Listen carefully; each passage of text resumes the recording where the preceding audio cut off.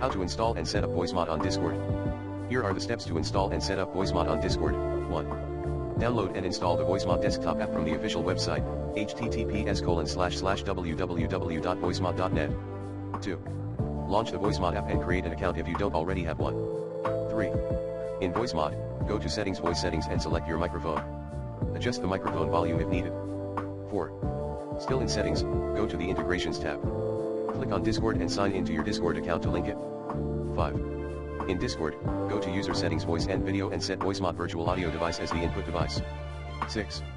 Join a voice channel in Discord. You should now see the Voicemod panel appear at the top.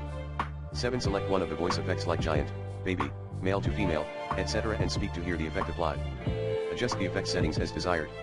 8.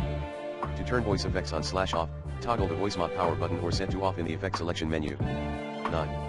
You can also create and save custom voice effect chains using the plus button. That's it. Voicemod should now be integrated and fully functional through Discord.